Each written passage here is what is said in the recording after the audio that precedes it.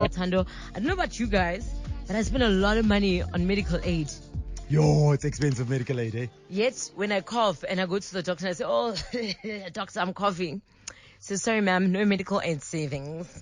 What? I'm like, where do these savings disappear to? Well, if you cough like that, they're probably going to say no. But here's the thing. You pay so much money and then your savings are like 2,000 rands for the year. I think it's different with guys, and I'm sorry I'm going here. Okay. But with guys, guys don't just go to the doctor all the time. Neither do I, though. I'm being for real. I don't just go to... How are my savings for the year 2,400? Does, no. Yeah, that is... Doesn't make sense. But, you know, like the pill and all that stuff, does that all come out of savings? I don't know. I'm not on it. We should get a medical health professional. Well, your wish is our command. Oh, look at you, Tando. Jacob. Here's the thing. Doctors and nurses are leaving South Africa. And what this means is we are going to actually have to pay more for medical aid. Oh, no. On the line to tell us all about it is Director at ASI Financial Services, Lesego Kgamphe. Lesego, welcome to the show. Good afternoon, Tando. How are you keeping? I'm healthy right now. I'm just fearful of when I'm not, and then I have to go to the doctor, and then my savings are gone. But now we're being told with doctors and nurses leaving the country, we might have to cough up, excuse the pun, a little bit more. Yeah. Now, you know what? This is a masterclass on its own. One day we'll chat about why the differentiation between your medical savings account and your risk benefits. It's something that we'll chat about because 25% goes towards your savings, the other goes towards risk. But the topic at hand this afternoon is that whether healthcare is going to be expensive, what should we be doing about it? So think about it. Pre-COVID, and then some interesting stats around it. 80% of the total population access their healthcare through public sector. Yeah. Because the majority of the people could not afford. And what has happened is that with COVID, what we've seen is that COVID changed the playing field a bit, whereby we started seeing young and healthy people getting a lot sicker as well. Beforehand, it was the old. So what happens with supply versus demand? Think about it as your first year class at varsity. Supply versus demand.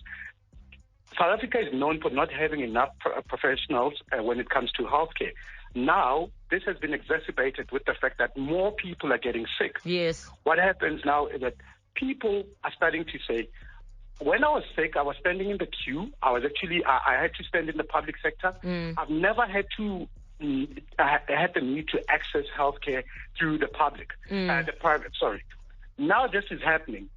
I'd rather take my chances with the private. And guess what's going to happen? The guys are starting to charge more. And obviously medical technology changes and people are starting to say that, let's look at alternatives in terms of what do we get? Because people are thinking that the only way to go would be medical aid. Yes. There is medical insurance.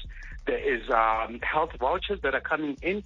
And generally what we do as consultants, this is what we educate members on the alternatives that are available on the market. And purely because it's driven by the... What are some of these these alternatives, Lesego, that we speak about? Because we know about medical aid. Instead of just getting a medical aid, what else can I possibly do? If you're young and healthy, why should you be paying all that money to be subsidizing someone who's old and sick? Yeah. So what we are challenging people is that you challenge your train of thought in saying, why shouldn't you be looking at alternatives such as health insurance, where it's medical vouchers, where it's prepaid healthcare? You purchase your healthcare in a form of a voucher upfront, and should you ever need to access it, you access it in a certain way. Your money is better spent in other places where you can save it for the future, as opposed to it all going towards medical aids. Because at the end of the day, yes, medical aids are pivotal in our environment, because guess what? If you needed to go into hospital and you do not have some sort of cover, you may potentially be out of pocket for $1 million. And tell me how many of the people walking around would say, I have that type of money. Just want to quickly rewind a bit here, because like Tando and I both looked at each other when you said we're not going to subsidize people that are older that do need it. So when we get older, are we going to have that same feeling that, why are the kids not paying for us when we get older? And then you don't think there's going to be an outcry of older people saying, oh no, now we're going to pay more and more and more and more. Eventually people are just not going to pay at all. You see, this is where you get a balance. where you do not need, because if I was running a medical scheme, I would try and put you on the highest option. And generally, people do not consult with their advisors. So they take the most expensive one because that's what's put on the table. Correct, because you told the more you pay, the more you'll get out the day that you need it. That's correct. But you're then saying how often do you actually need that payout? That is correct. So in our line of work, what we do, what we educate our members to saying, you need a combination of both. You're young, you need hospital cover. Yeah. It's unlimited cover, and should you get into hospital because of a motor car vehicle or something that is big that requires insurance, you are then covered. However, you don't need to take all your money and put it towards your day-to-day benefits because you're self-funding these things. I mean, we have our vitality points that we enjoy where we can get a free wrap from Kauai. You know what I mean? We get some miles on our plane. So there are those benefits that perhaps getting, I don't know, a prepaid, what did you call, like a voucher, wouldn't have. Yeah, without mentioning any companies here, you would realize that those are wellness benefits linked to a medical aid. So you could still have that. Sure. You could still be running around and being healthy.